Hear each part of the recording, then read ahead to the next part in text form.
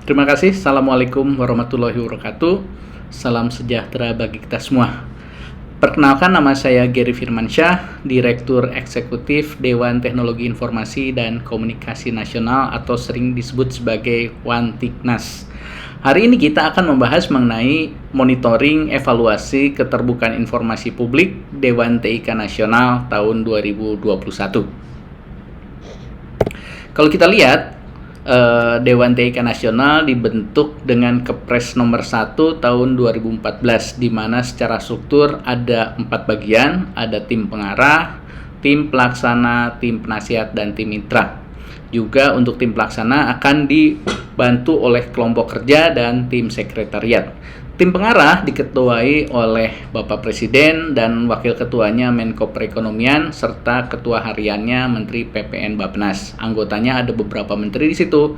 Di situ ada Menteri Kominfo, Mendikbud, Menteri Perindustrian, Menteri Kesehatan, dan banyak lagi.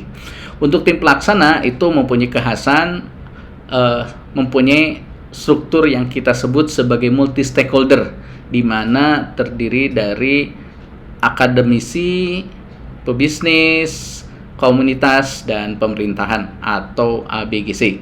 Nah, sesuai dengan Kepres nomor 1 tahun 2014, ketua timnya Bapak Dr. Ing Ilham Akbar Habibi. Wakil ketuanya sesuai dengan Kepres adalah Wakil Menteri PPN Bappenas, sekretarisnya Dirjen SDPPI Kementerian Kominfo.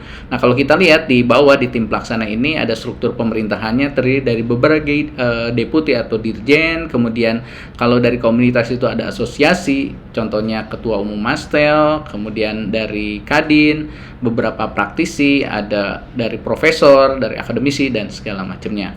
Kami pun juga untuk mendukung tim pelaksana ada tim sekretariat yang setiap harinya berada di kantor yang akan mensuplai semua kebutuhan tim pelaksana maupun tim pengarah. Nah, secara rutin kita akan selalu lapor ke ketua harian yaitu Menteri PPN Kepala Bappenas. Tim pengarah dan tim pelaksana itu didukung oleh tim mitra yaitu stakeholder TIK yang ditetapkan oleh ketua harian pengarah yaitu Menteri PPN Bappenas, dan juga tim penasehat. Tim penasehat terdiri dari Rektor ITB, Rektor UI, Rektor UGM, dan Rektor ITS, juga CEO dari berbagai operator, contohnya Dirut PT Telkom, PT Indosat, Excelsiata, dan semuanya. Nah, kami Wantiknas sendiri mempunyai mandat sesuai dengan Kepres tahun 2014. Satu adalah merumuskan kebijakan umum dan arahan strategis. Saya sebutkan saja yang kita highlightnya ya. Jadi, merumuskan kebijakan umum dan arahan strategis terkait di bidang teknologi informasi. Kemudian juga akan melakukan penyelesaian permasalahan strategis di bidang teknologi informasi. Yang ketiga adalah kita melakukan koordinasi nasional dengan seluruh stakeholder yang ada di Indonesia. Yang keempat adalah memberikan persetujuan atas pelaksanaan program pengembangan teknologi informasi dan komunikasi yang bersifat lintas kementerian. Di tahun 2020, Dewan TIK Nasional mendapatkan amanah baru, yaitu pengembangan transformasi digital sesuai dengan amanah dari Ketua Harian Pengarah dengan SK Keputusan Menteri PPN Ketua Bappenas nomor 45 tahun 2020. Nah, terkait dengan PPID, jadi sesuai dengan ketentuan pasal 13 ayat 1 nomor 14 tahun 2008, di mana untuk mencapai keterbukaan informasi publik itu harus memberikan pelayanan cepat, tepat, sederhana untuk setiap badan publik. Mencapai itu, pertama harus ditunjuk pejabat pengelola informasi dan dokumentasi. Juga dua, membuat dan mengembangkan sistem penyedia layanan informasi secara cepat, mudah, dan wajar sesuai dengan petunjuk teknis standar layanan informasi publik yang berlaku secara nasional.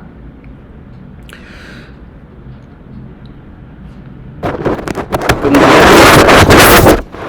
tetap perlu menetapkan pejabat pengelola informasi dan dokumentasi sebagaimana dimaksud pada ayat 1 huruf A dibantu oleh pejabat fungsional. Nah, kalau kita lihat memang kondisi Wantiknas sendiri saat ini kita belum memiliki dan mengembangkan website khusus terkait PPID. Kami memang ada website terkait dengan kegiatan konten yang terhubung ke semua aktivitas yang dilakukan oleh Dewan TIK Nasional, tapi yang khusus untuk PPID kita perlu mengembangkan itu. Juga kita belum memiliki organisasi atau bagian khusus terkait pelayanan informasi publik. Belum ada data tentang penyedia informasi publik dan belum ada sistem pelayanan informasi publik yang spesifik. Nah, hal itu yang menjadi domain atau dorongan kita terkait pasal 13 ini untuk selalu mendorong supaya kita bisa mengembangkan semua informasi yang terkait dengan PPID tadi. Nah, kalau kita lihat sebetulnya media Dewan TIK Nasional dalam hal layanan informasi itu sudah ada di media sosial, contohnya Instagram, Facebook, website resmi wantiknas.go.id, juga YouTube. Nah, kami pun secara rutin setiap bulan akan mengeluarkan buletin. Jadi isi buletin itu memberikan gambaran kondisi TIK nasional, dan buletin ini kami sengaja buat dalam bentuk e-buletin supaya mudah untuk didistribusikannya. Di beberapa tempat buletin ini menjadi bahan ajar. Kadang bahkan ada beberapa kegiatan yang terhubung ke aktivitas perkuliahan di mana beberapa lembaga pendidikan mencoba menyerap apa yang dilakukan oleh Dewan TIK Nasional. Nah, inovasi yang kita lakukan dalam kondisi COVID ini, maka semua aktivitas kita kirim dalam bentuk surat elektronik. Juga kita membuat WhatsApp group untuk setiap aktivitas dan Telegram group. Jadi semua channel digital kita manfaatkan secara optimal supaya bisa menjangkau semua informasi, menjangkau semua stakeholder terkait berbagai informasi tadi. Jadi contohnya di WhatsApp group itu sebuah inovasi yang kita lakukan di mana setiap ada kegiatan kita akan buat WhatsApp group. Kemudian setiap pembahasan akan kita bahas di WhatsApp group tersebut. Nah, perbedaan dengan kegiatan-kegiatan lain, biasanya sebuah rapat itu biasanya ataupun sebuah workshop misalnya selesai dalam waktu 2 atau 3 jam.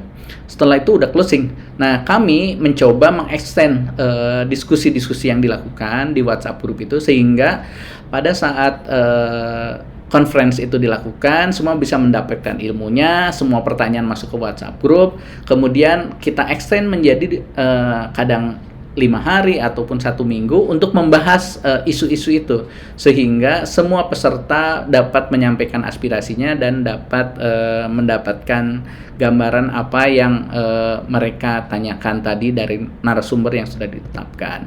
Nah, di tahun 2022 kita memang akan mematangkan struktur PPID untuk membantu pejabat PPID yang ditunjuk. Jadi tahun 2021 sudah kita tunjuk pejabat PPID, tapi di tahun 2022 akan kita matangkan supaya tadi capainya ingin kita raih, semua informasi bisa didapatkan oleh publik tadi. Kedua adalah kita akan mendukung keterbukaan informasi publik dengan menampilkan laporan kinerja dan laporan tahunan. Pada saat ini memang semua media ataupun website itu lebih fokus ke dalam konten berupa hal atau aktivitas, tetapi kita akan coba kemas lagi untuk tahun 2022 untuk menampilkan laporan kinerja dan laporan tahunan.